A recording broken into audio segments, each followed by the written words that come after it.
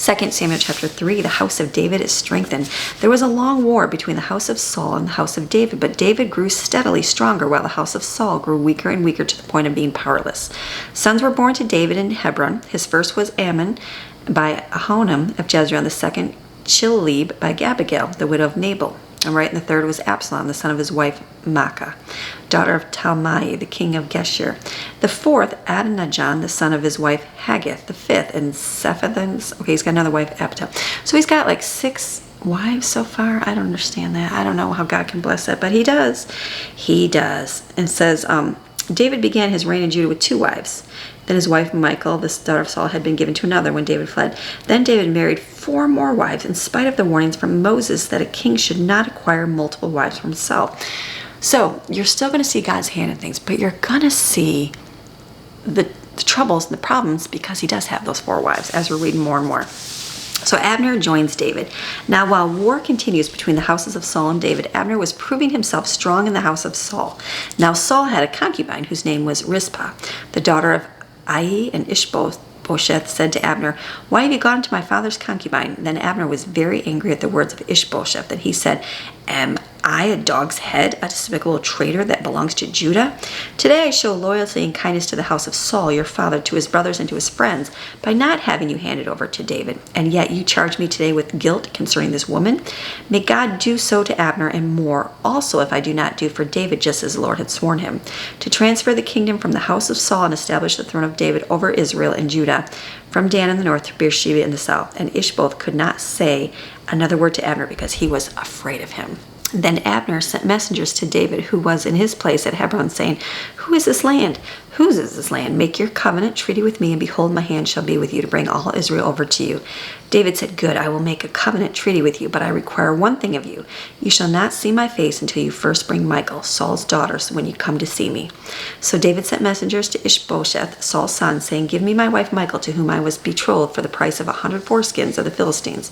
So Ishbosheth sent and took her from her husband, from Paltiel, the son of Laish, to whom Saul had given her. But her husband went with her, weeping continually behind her, as far as Bahurim. Then Abner told him, "Go, return," and so he did. Abner talked with the elders of Israel, saying, "In times past you were seeking for David to be king over you.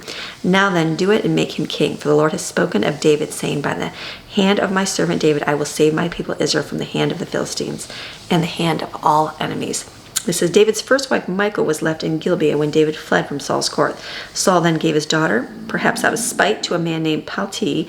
This request of David was certainly in line with his rights as a husband who was given a proper dowry for his bride. It was also a political statement.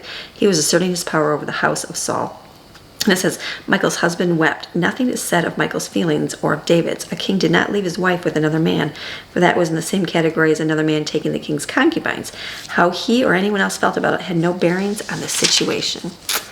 All right, Abner also spoke to the men of Benjamin, and then he also went to David at Hebron, and everything that seemed good to Israel and to the entire house of Benjamin. So Abner came to David at Hebron and brought 20 men along with him, and David prepared a feast for Abner and the men with him. Abner said to David, "Let me stand up and go and gather all Israel to the Lord my king, so that they may make a covenant treaty with you, and that you may reign over all your soul desires." So David sent Abner away, and he went in peace.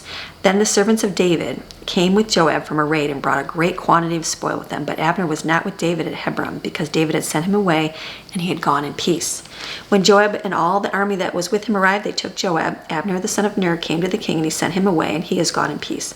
Then Joab came to the king and said, "What have you done? Behold, Abner came to you. Why did you send him away?"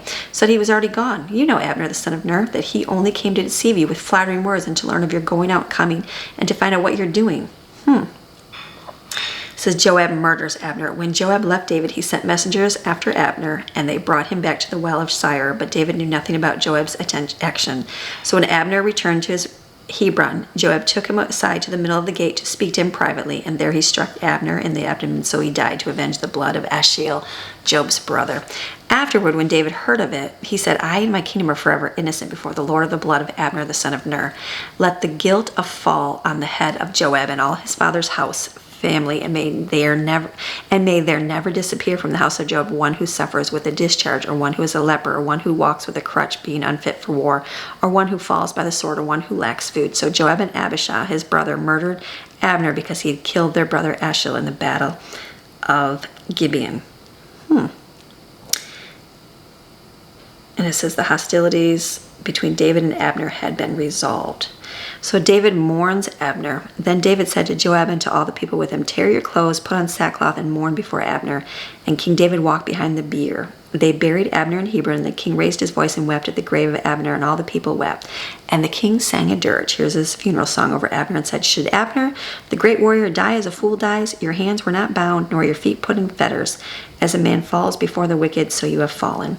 And all the people wept again over him. And the people came to urge David to eat food while it was still day. But David took an oath, saying, may God do so to me, and more also if I taste bread or anything else before the sun sets. And all the people took notice of it and pleased them, just as everything that the king did pleased all the people. So all the people, all Israel, understood that day that it had not been the will of the king to put Abner, the son of Ner, to death.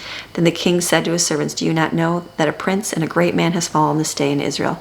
Today I am weak through anointed kings. These men, the sons of Zerah, are too difficult for me. May the Lord repay the evil Joab in accordance with his wickedness.